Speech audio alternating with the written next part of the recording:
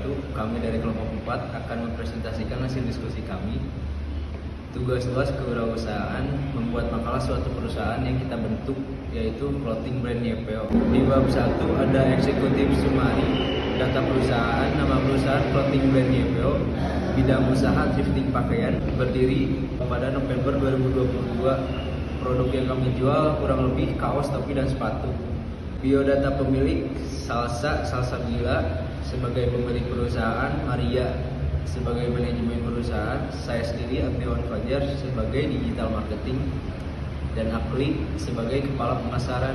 Sekilas tentang produk dan pasar, produk yang dihasilkan adalah kaos, topi, dan sepatu dengan kualitas bahan yang dapat bersaing dengan produk lain walaupun dalam kategori bekas.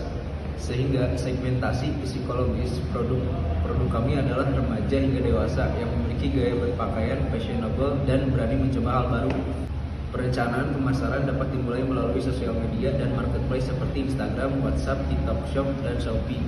Strategi pemasaran usaha thrift shop dapat dilakukan dengan berbagai cara, dengan tren fashion yang unik dan menarik. Thrift shop ini akan mampu menarik perhatian masyarakat, khususnya remaja.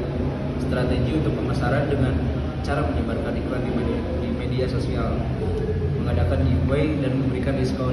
Di bab 2, visi dan misi perusahaan. Visi dari clothing brand YPO adalah menjadi toko fashion thrifting atau second premium yang mampu membuat customernya modis, keren tanpa harus mengeluarkan budget yang mahal. Misi dari clothing brand YPO sebagai berikut. Yang pertama, memenuhi gaya hidup masyarakat yang semakin tinggi. Kedua, menjual pakaian luar negeri dengan harga murah. Ketiga, memberikan pelayanan yang baik kepada konsumen sehingga menjadi pelanggan tetap. Keempat, melakukan promosi efektif. Dan yang terakhir, menyediakan variasi pilihan pakaian yang selalu mengikuti tren masa kini. Profil perusahaan. Nama perusahaan clothing brand YPO, bidang usaha fashion thrifting, awal didirikan pada November tahun 2022. Alamat perusahaan Jalan Basuki Rahmat Ujung, Blok H, nomor 19. Nomor telepon tertera.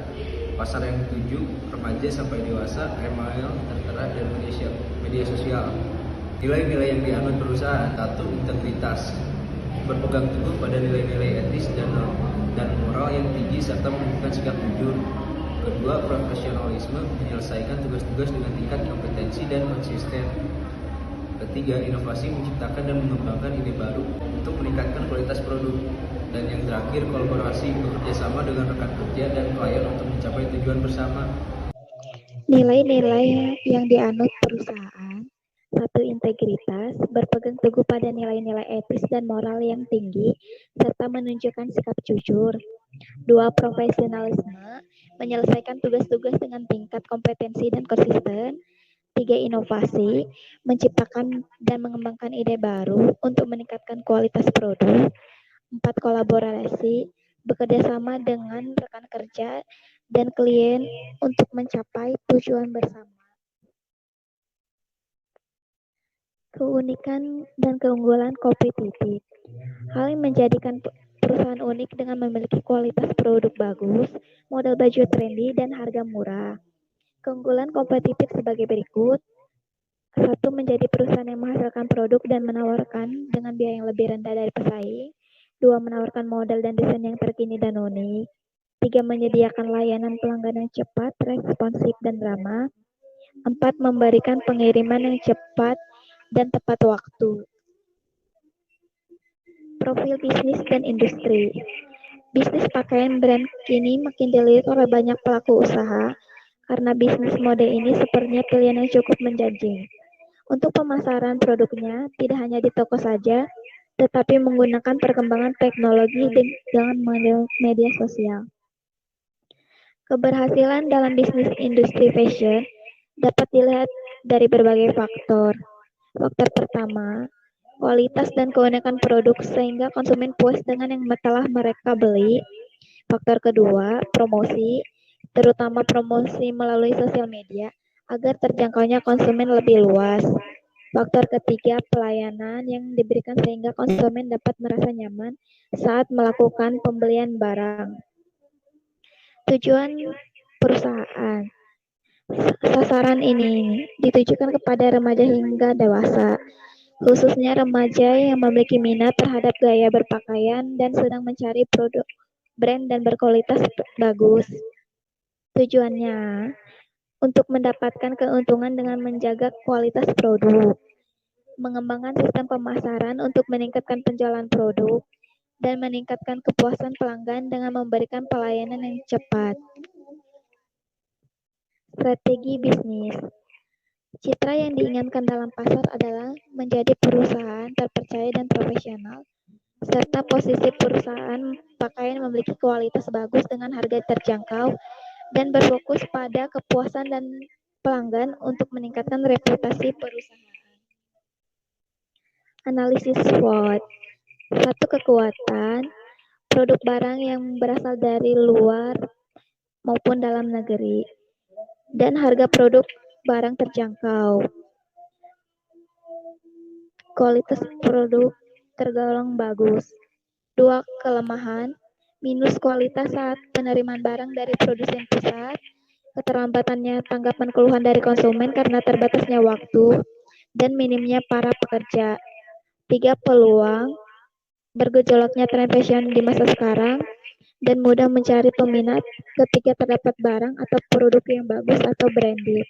Empat ancaman, banyaknya pesaing di luar sana atau kompetitor, dan mendapatkan produk atau barang yang tidak original. Assalamualaikum warahmatullahi wabarakatuh. Perkenalkan, kami dari kelompok 4 akan mempresentasikan hasil diskusi kami terkait Yapeo Clothing Brand. Di sini saya akan membacakan tentang hasil laporan dari tugas kami, yaitu strategi kompetitif. Kami menyediakan barang atau produk yang mudah diminati oleh konsumen. Selain itu juga memasang harga yang tergolong relatif terjangkau untuk para konsumen dan mengadakan promo-promo menarik di event-event tertentu. Memberikan pelayanan yang berbeda dari kompetitor lain, seperti mengadakan pelayanan COD kepada konsumen yang masih berada di dalam satu kota. Setelah perkembangan perusahaan yang berkembang naik, kita berusaha mencoba untuk membuka gerai offline atau toko di suatu tempat strategis dan mudah memikat ketertarikan para konsumen. Next. Bab 5, produk. Secara istilah, thrift berarti hemat. Lebih tepatnya lagi, thrift merupakan perilaku yang sangat memperhatikan beberapa jumlah uang dikeluarkan untuk membeli suatu barang. Sehingga dapat dikatakan, thrifting adalah kumpulan barang yang dimiliki seseorang dan sudah tidak terpakai lagi atau bekas. Barang-barang tersebut lalu diperjualbelikan dan dapat dipakai kembali oleh orang lain. Dengan kata lain, thrifting adalah bisnis jual beli. Pada usaha thrifting ini, bukan hanya barang-barang bekas dari brand ternama saja yang bisa diperjualbelikan. Selagi barang bekas tersebut masih berfungsi dengan baik dan kualitasnya cukup layak, maka boleh dibisniskan. Selain itu, thrifting adalah salah satu solusi tepat bagi Anda ketika sedang mencari barang dengan harga, ukuran, dan model yang diinginkan bahkan limited edition. Rencana pengembangan usaha. 1. Menemukan produk bermerek agar dapat meningkatkan konsumen. 2. Memperluas area promosi. 3. Meningkatkan kualitas promosi. Bab 6. Strategi pemasaran. Serangkaian program pemasaran untuk mengetahui pasar mana yang ingin kita tuju. Target dari clothing brand Yapeo adalah konsumen yang suka berpakaian gaya, yaitu remaja dewasa yang sedang mencari berbagai macam barang bekas brand. Motivasi pelanggan untuk membeli adalah karena perusahaan kami memiliki kualitas produk yang bagus dengan harga yang terjangkau dan aman untuk kantong pelajar ataupun mahasiswa. Periklanan dan promosi. Untuk periklanan menggunakan media sosial dan marketplace seperti Instagram, WhatsApp, TikTok Shop, Shopee, dan Lazada. Sedangkan untuk promosi dengan cara menggunakan diskon, giveaway, buy one get one. Penetapan harga. Untuk harganya yaitu produk kaos dengan harga 45.000 per pieces, topi dengan harga 50 per pieces, sedangkan untuk sepatu 100.000 per pieces. Untuk topi harganya 60.000 per pieces.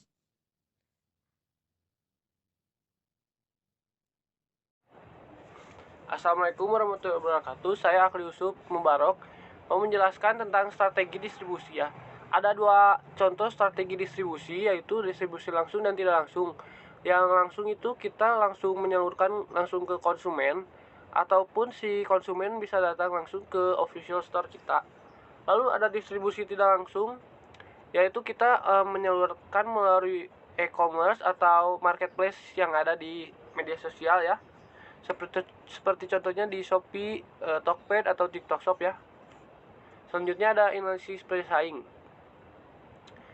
Kita sudah memperhatikan beberapa pesaing.